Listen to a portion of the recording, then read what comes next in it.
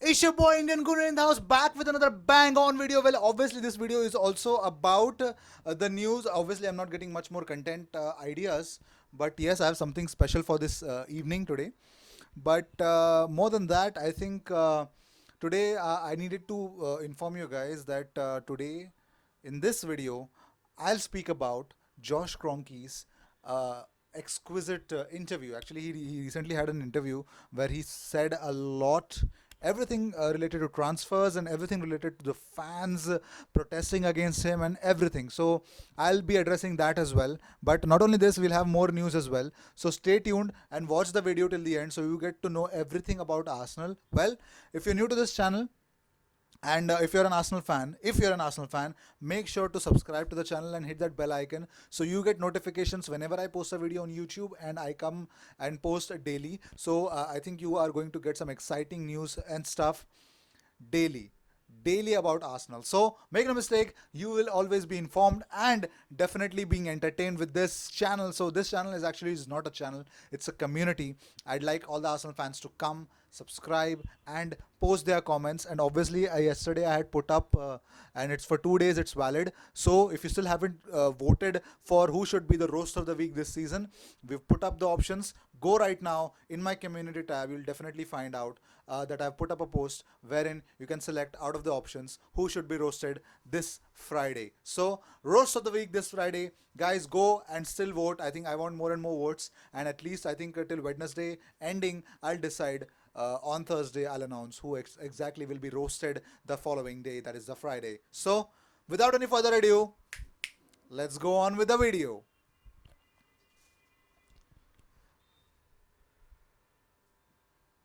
Stefan Lichtsteiner has joined FC Augsburg. Well, he'll be a part of the Bundesliga, and it is going to be a very different kind of a show for us. Well, I think all the best to Stefan. Yeah, probably a squad member, but I think his age will definitely not permit him. See, I don't see him in a Bundesliga kind of a play or a position, because Bundesliga is quick. They don't. I don't think so, and that's the reason why Premier League was not suited for him, and he failed miserably at Arsenal. So I think that may be many of the reasons, but all the best for him. I think if anything works out for him, then it will be really great to see him really go forward, isn't it? Well, not only this, let's talk about more and more about the further news as well. Raul Sanyehi is engineering a new contract for Aubameyang so that he signs. Well, he wants to make him the club's highest earner, but it will only happen via certain bonuses. And the biggest clause for that bonus would be championship qualification via the Premier League route. Yes, if Arsenal make the top four, Pierre-Emerick Aubameyang is going to earn as much as Mesut Ozil is earning, that is 350k a week. And I would say for a golden boot winner for us, it is very much needed, because I think for a guy like Pierre-Emerick Aubameyang, he deserves it. He gives it all, and I think if anybody else who deserves other than him, it would be Lacazette. But that is not the case because they have 1 year difference in their contracts. So I don't think so. Lacazette will have any issues in terms of that. But we have a season left for that. So let's see how everything pans out for Pierre-Emerick Aubameyang. Let's see what Arsenal does with him. If he agrees with it, I'll be excited to see Pierre-Emerick Aubameyang for 2 more seasons and really buzzing. Let's talk about the next news, that is Freddie Lundberg. Well, Ed Aarons has actually spoken about Freddie Lundberg's. Well, you've seen that beside Matteo Guendouzi, you see another midfielder, 19-year-old, who is actually turned 20. Happy birthday, Joe Willock, today. Yeah, happy birthday, happy 28th birthday. Well, who's turned 20? You see a 20-year-old guy who's working his ass off and providing us that speed, that defensive, you can see the encouragement, you can see the motivation, the desire to play for Arsenal. For a youngster, Joe Willock is doing his best. So his entry and Reece Nelson's entry into the team 11, and we need to even address this fact that Freddie Lundberg takes the place of Steve Bold as one of the assistant of Unai Emery, and his impact is also has to be counted on, because Freddie Lundberg has done really well, and the only reason why Joe Willock is doing very much great, and so is Reese Nelson. Is Freddie Lundberg knows the young players really well. He's very, I think Ed Aarons and Freddie Lundberg were really close to these youngsters, and they know how they play, and they are entered to the squad. And Unai Emery actually feels so much delighted after the appointment of Freddie Lundberg. He has been a positive impact after his appointment. Well, this is really great to see, because I think. The day it was announced, I think everyone also expected the fact that the academy graduates will get a lot of game time compared to the last season and to the more season coming as well, because we expect more from Eddie Nketiah, Bukayo Saka, Emil Smith-Rowe. So we are expecting some really great academy talent. Following Balogun, well, I'd like to see him in a Premier League, definitely. Probably the next Pierre-Emerick Aubameyang of Arsenal. Well, not only this, the exciting news of the day, Roma are interested in signing Mustafi on a loan with a clause with an option to buy for 18 to 20 million pounds. Well, yes, that is exactly what Scotland Mustafi is worth in the market. That means after coming to Arsenal since 2016, in 3 years' time, he has actually halved his value, and he's lost half of his value. Well, I think he should have lost all the value, but since we are the parent club, I don't think so that would do justice for the amount that we've paid. At least we get something, we'll take it. So let's see if that deal materializes or not. I'll be keeping you posted on this. But to the seeing the after talking about more on this thread, we all want Skodran Mustafi to leave as soon as possible. It has to happen, and it has to happen in this transfer window itself, because at least that makes room in the wage bill for us, so that we can occupy some youngster who can definitely add value to the team. And I'm really shocked at one thing, and I need to point this out.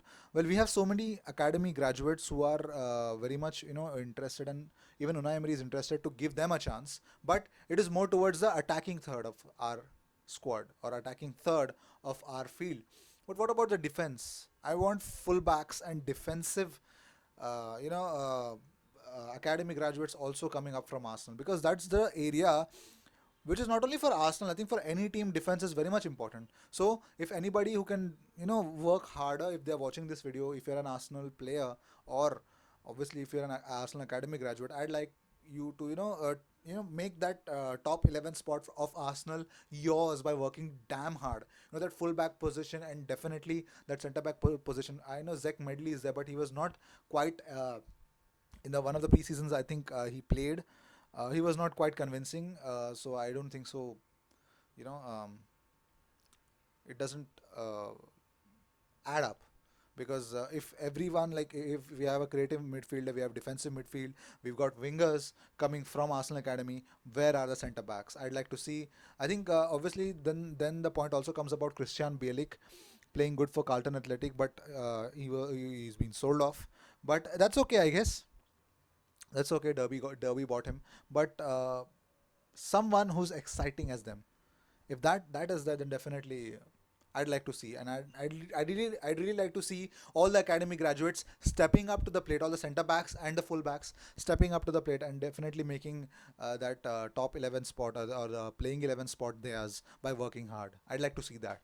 Well, going on to the news of the day, it's a very huge news, because it was a really lengthy interview of Josh Kroenke. And I think we had seen the Josh Kroenke interview where I had spoken to you guys as well. That Josh Kroenke has spoken about, that was during the transfer window when it was open, and he opened up about how exactly he thinks that, and all the Arsenal fans should think. But I think the impact point wherein Arsenal and Josh Kroenke in that interview, the impact point was the second half of the Europa League, the Europa League final. Before this, the Kroenkes never went to any European final, because we did not actually reach one. But the Josh Kroenkes, for the first time, they came into Baku, and they felt so honored. But that second half, and to which Arsenal lost by the opposition scoring 4 goals, he said this: 4 goals, we had to rethink some of our strategies based on that last 45 minutes at Baku. So you can see that Josh Kroenke, those last 45 minutes did a biggest impact, and obviously I think that definitely matters. That's definitely there. But not only this, he spoke more. He said, "We know we wouldn't get Champions League football, and that's what these type of talents are after." Well, the talents that have actually come to Arsenal. That's what he mentioned. And uh, my main message to Vinay Venkatesham and Rahul Sanyehi after coming back from Baku on the flight and through the meetings later on, and also to Unai Emery, is that through the meetings, let's be aggressive and see what's possible. And he also goes on further by adding, being aggressive, I think if you guys can understand, being aggressive is trying to achieve the silverware and trying to give every bit from the players. That's exactly what he mentioned. And he then heaped praise on Raul Sanyehi and the new management team. Well, he said, these guys went to the market and through their contacts were able to find exciting talented players who were excited to play for Arsenal Football Club.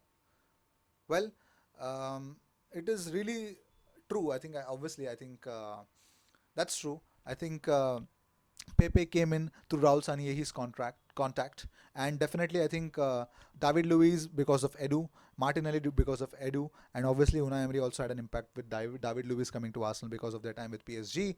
So I think these things are definitely great. Really unbelievable to see that these guys are really that much impactful. I think we all actually are praising Raul Sanyehi since he pulled off the Pepe thing and David Luiz and Kieran Tierney deal. So that's not much to complain about. But Josh Kroenke further added that no Champions League football, but still I encouraged our football department to be aggressive. Yeah, to be aggressive. That's what he said, and he said that I would say that if you are and actually he actually had this thing to say. He was asked that when the fans and the supporters were booing, were coming up with certain social media campaigns, and he believed that was it because of those threats, those negative comments, did it have any impact on Josh Kroenke's approach to the market, or how did he react? He had this to say. Josh Kroenke said, "I would say that if you're reacting and doing club record signings based on public opinions, then you're not going to go very far as a club. We weren't reactive this summer. We were proactive." That's true. That's true. Actually, because all the Arsenal fan clubs, all the Arsenal supporter clubs, everyone was against him. We care, do you? That was the campaign, and it was everywhere. It was on Twitter. It was everywhere trending, and I think many of the fans also agreed to the fact that we need investment. And after getting the whole 100% ownership of the club, this was probably their biggest transfer window, and the most important because they have suffered a setback at Baku. They could not finish top four. They're not getting Champions League football. So they need to understand. Needed to understand that some amount of investments had to be made, and the pressure definitely was from all the fans. Even I made certain videos wherein I was very much critical about their approach, and because they were going nowhere. There was everyone had a news. Manchester United, though linked with so many people, did not sign a very huge marquee signing. No, so everyone was excited. Whom will Arsenal go for? Whom will Arsenal go in the market for? And dang, they get Pepe, they get Luis, they get Martinelli, they get Ceballos. That was out of nowhere. They were even asked about Coutinho, but he was not in the plans. So, and finally, Felipe Coutinho landed up at Bayern München on a loan. So it's really different, and I have mixed feelings about this. I'll tell you after after I finish quoting Josh Kroenke more on this. But yeah, it's quite mixed feeling in terms of the way he has actually spoken in this um interview actually. And further, he continued, it was unfortunate some of the supporter groups had reacted that way. It was unfortunate in the way because he believes that these supporter groups were jumped the gun and they did not actually waited for his response. And he says, I tried to answer some of their concerns, but the most important thing is that he tried to be more proactive in that aspect. and he showed us by getting the targets. We're talking about transfer targets. He had this to say: we identified key targets, worked on them, and over time we were able to execute them. Challenging Premier League title is always our goal. Winning silverware is always our goal. That's what we that's what we talk about consistently. They are absolutely here. That is, the Cronkies are absolutely here to stay, and their passion. He said that passion can go a couple of different ways, but knowing the passion of Arsenal supporter community, it would be an incredible sight to behold. Well, well, he wants to have a look at all the Arsenal supporter community's passion to the club, and to see that passion, it would be very much important for him. He wants to win the titles. According to him, he wants to challenge the title, and he knows that there's a vast difference, like 28-point difference we had with the the Premier League champions last season. So that amount of difference, to reduce that significant amount of distance, we need we needed some injections, we needed cash injections, we needed some different players, some better players from the market who could add value to the Arsenal fans, and who could add value to the Arsenal club as a whole. So everything has been addressed by Josh Kroenke. And if you want to see, he just got the 100% ownership. Yeah, and obviously this transfer market was very much important, and he showed that in this transfer market he worked really hard. Not only him, all the Araujo, he, everybody, every staff worked their asses off in this transfer window, and they got their targets. They got their main men. They did not, go on. They were obviously looking for some better centre back options, but they got Saliba for the next season. So I think, what I believe at this point of time, at this moment, we have to believe him on the face value. Not only that, obviously we should be worried about the fact that it could be something different as well. But since then, since after joining, since the Cronkies came, even having some amount of stakehold, this is the first time I think they are injecting some amount of their own money into Arsenal Football Club. So it was good to see that though they were proactive in that, but it was good to see that we got some exciting talent, and I'm really buzzing about Arsenal versus Liverpool, because it's going to be the first litmus test of all these players, and I want many of the players to start, those new players. I'd love to see Pepe. I'd I'd be stoked to see David Luiz starting, and Dani Ceballos. Obviously, I'd want to see him. But it is I think I want to see if Reece Nelson starts that game or not. But to my surprise, I'd like to see Pepe start. I'd like to see him past Van Dijk and destroy Van Dijk and destroy Adrian and score a goal. I'd like to see that assassin type of a goal, because I'll definitely, if he gets even 45 minutes, I know that he's going to rip apart that defense and midfield, and he can definitely destroy Fabinho and the others. Definitely, there has to be that predator mentality. We need that predator mentality in our squad as well. Well, not only this, I think I have addressed lots of issues in this biggest interview that he's come across, Josh Kroenke. So this was the news of the day. I hope you liked it. I hope you enjoyed it. I hope every news was worth your time. Well, if you still haven't subscribed to the channel, subscribe to the channel. Well, and go and vote. See, you can see in my community tab, you can see I have already posted. Go and vote for the roast of the week. Those There are options right in front of you guys. So go and vote. Well, if I were you, I would definitely select Tottenham Hotspur fans, but whoever comes, I don't care. I'd really like to roast and make entertaining content for you guys. So if you still haven't subscribed to the channel, subscribe to the channel, be a part of this community, be a part of that voting for the roast of the week, and let me know what you want to see. The voting lines are still open. The voting is open till the end of Wednesday. Yeah, Thursday morning I'll announce who will be roasted the following day, that is Friday. So make no mistake, go vote and let me know who should be roasted for this week. And also be entertained and subscribe to the channel and be a part of this community by commenting all what you feel about Arsenal, and tell your friends who are Arsenal fans who don't support Arsenal openly, come to this channel, support Arsenal openly, and tell what you feel and what you don't like about Arsenal. And I'll see you in my next video. Cheers.